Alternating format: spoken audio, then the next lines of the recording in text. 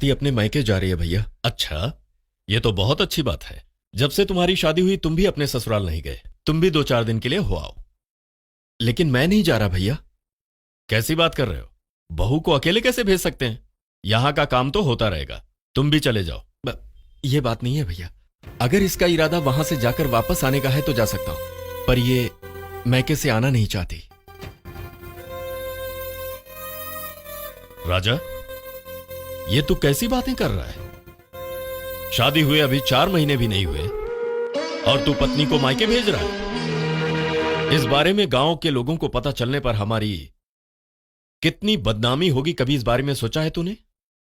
अगर तुम में कोई झगड़ा हुआ है तो वह इस घर की 4 दीवारी के बीच ही खत्म हो जाए। समझदारी इसमें है। एक बात याद रखना राजा, बीज बोते हैं तो पेड़ उगता है। बात बिगाड़ने से समस्या हल नहीं होती। बात बहुत बिगड़ चुकी है, अब कुछ नहीं हो सकता भैया। वो शहर में पली बढ़ी लड़की है, वो हमारे तौर तरीके नहीं जानती। ऐसे वक्त में उसे समझाने की जिम्मेदारी हमारी है। समझने वालों को बता सकते हैं भैया, पर नासमझों को बताने से कोई फायदा नहीं है। इसीलिए मैंने इसे भेजने का ही फैसला किया है। तो तुम इसे भेजकर ही दम लोगे? वो बात नहीं है भैया।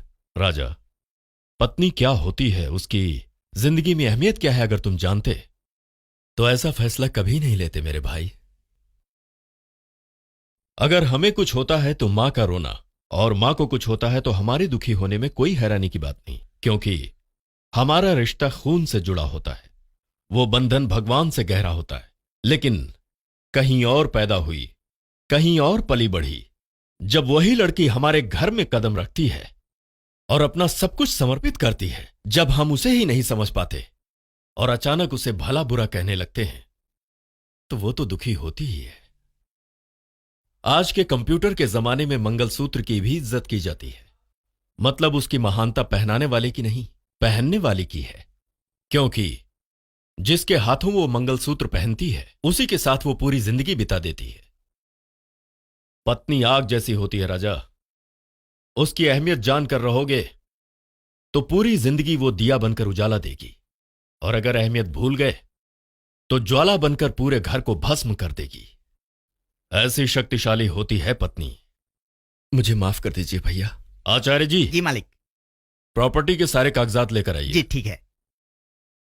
भारती बहू, बाहर पति ना जाने कितनी परेशानियों को झेल कर घर आता है, तब पत्नी को उसका सहारा बनना चाहिए, ना कि समस्या। बहू, धूप में थक कर आए पति के लिए पत्नी ठंडी छांव बननी चाहिए, आग का गोला नहीं। उसे कहते हैं पत्नी। भूख लगने पर मां की तरह, अनुराग में बहन की तरह, अभिमान में भाई की तरह, गुस्से में दोस्त की तरह पीछे रहकर आगे बढ़ाने वाली ही पत्नी कहलाती है। मालिक, ये लीजिए कागजात।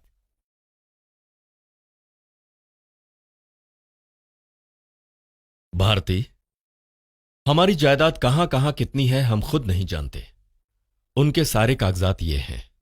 तुम जहां जहां कहोगी हम तीनों भाई वहां दस्तखत करने के लिए तैयार हैं। लक्ष्मी, वो सारी चाबियां मुझे देना।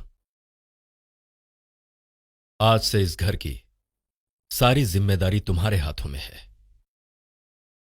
पर मेरी एक बात हमेशा ध्यान में रखना बहू, हम तीनों भाइयों में बहुत प्यार है। कभी हमें अलग करने की कोशिश मत करना।